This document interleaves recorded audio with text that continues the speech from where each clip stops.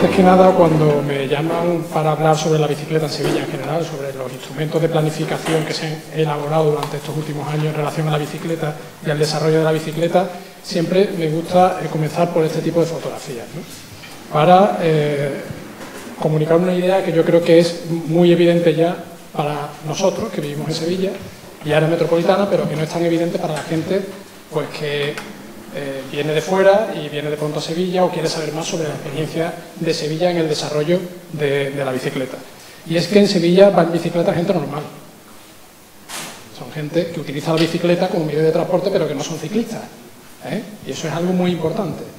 Muy importante porque normalmente en muchas ciudades donde se utiliza la bici, los que utilizan la bici son aquellos, y además incido en el género masculino, aquellos que son fuertes, que utilizan ropa de ciclista y van con casco, etcétera, ¿no? Es decir, en Sevilla no es ese el caso. En Sevilla hay gente prácticamente de todos los perfiles que está utilizando la bicicleta como un instrumento de transporte.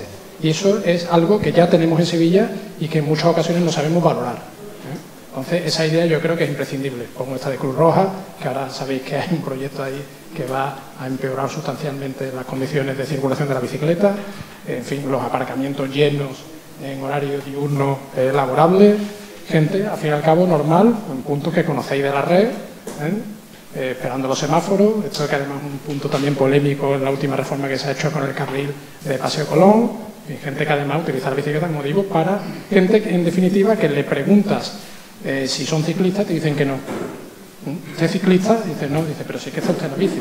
Ya, pero no soy ciclista, utilizo la bicicleta como medio de transporte, ¿no? Y esto es una idea básica, ¿eh? Por tanto, gente normal que utiliza la bicicleta todos los días para desplazarse de A a B, ¿no?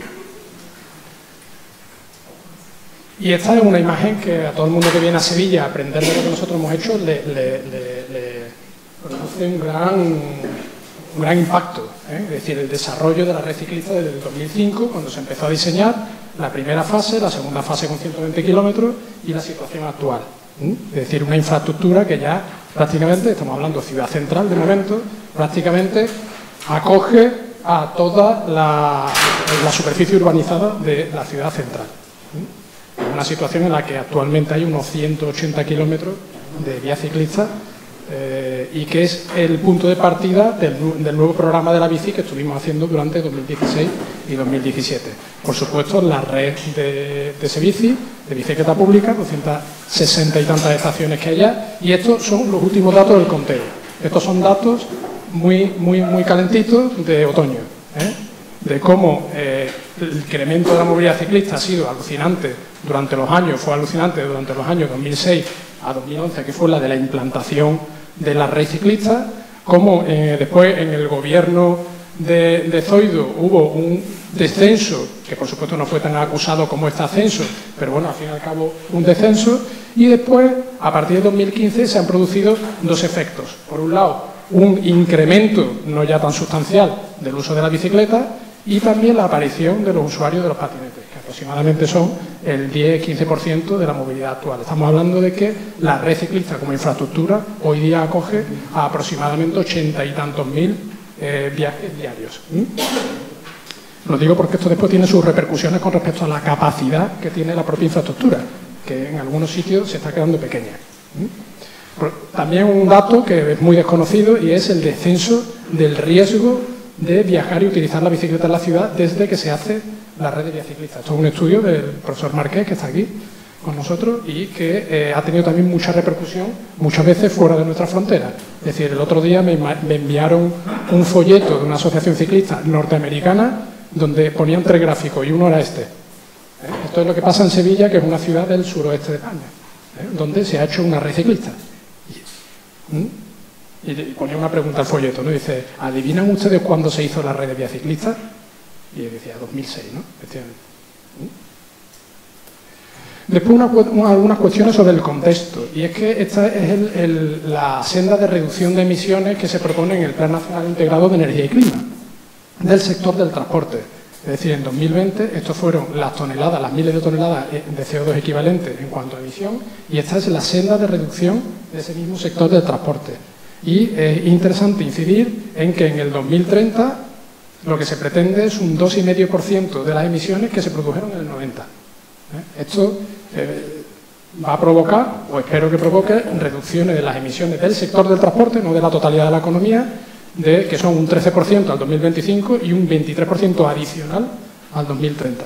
Y recordaros que esto es solo una senda que llegará en 2050 a prácticamente economía descarbonizada, ¿no? Y sector de transporte descarbonizado.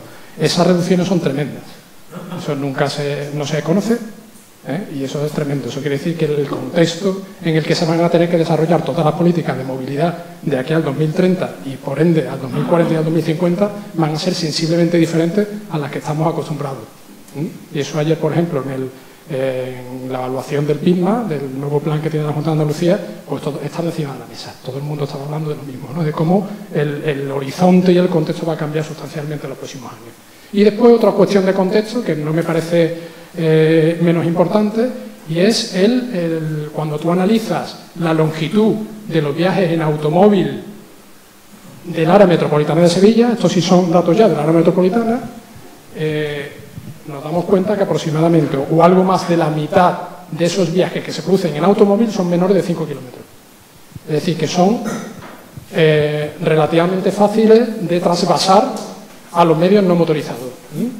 Estamos hablando de viajes cortos. Daros cuenta que casi el 30% de los viajes que se realizan en automóvil en el área metropolitana tienen menos de 2 kilómetros de longitud.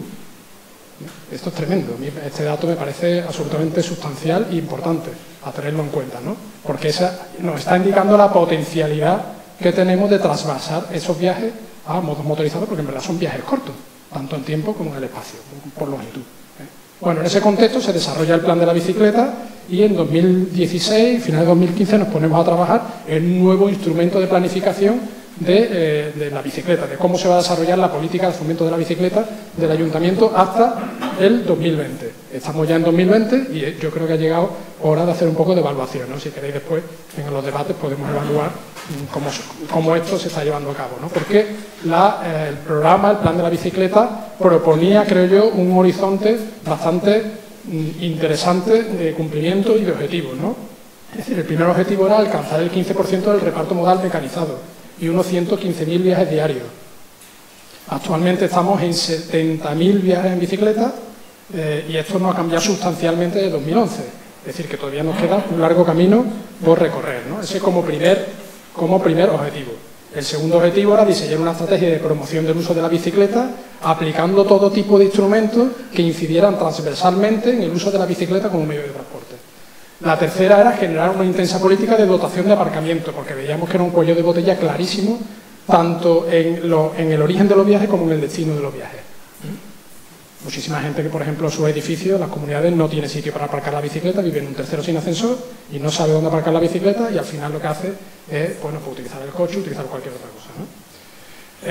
Después, una idea importante, y es que ya se consideraba que en términos de cantidad la red ciclista dotaba a la ciudad de manera, digamos, intensa y que quizá el problema no era tanto la cantidad de vías ciclistas como la calidad de la red de vías ciclistas. Entonces nosotros incidíamos mucho en el programa con un plan de actuaciones que ahora os pondré en un mapita para mejorar la calidad de la red de vías ciclistas, atendiendo a la conocida dinámica del círculo vicioso de las infraestructuras del transporte y que está operando para el automóvil privado, pero para la bicicleta, es decir, a más capacidad y más calidad, más ciclistas, que eso era la experiencia que hasta el momento nosotros habíamos tenido en Sevilla. Por supuesto, también hay zonas donde hay cierto déficit y también se intentan cubrir.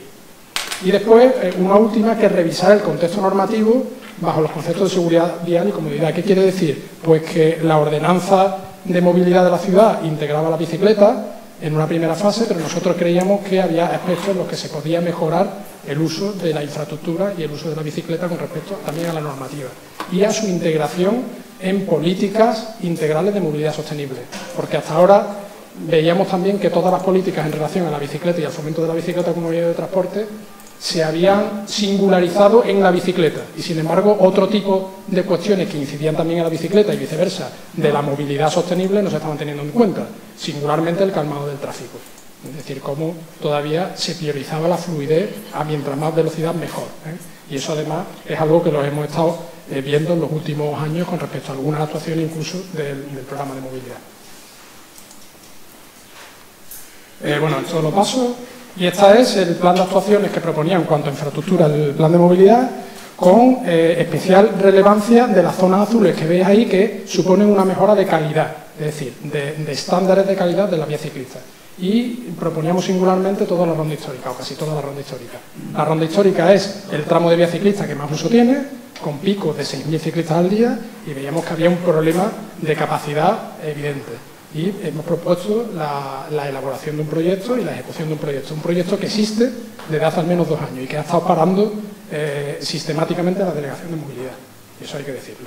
Es decir, la Delegación de Movilidad está parando muchos proyectos importantes que están incluidos en el programa de la bicicleta y que ya es hora de decirlo, porque hasta ahora siempre se dice, bueno, vamos a ver cómo se puede negociar y tal, pero es que la Delegación de Movilidad está parando muchos de estos proyectos que están en el programa, ¿no?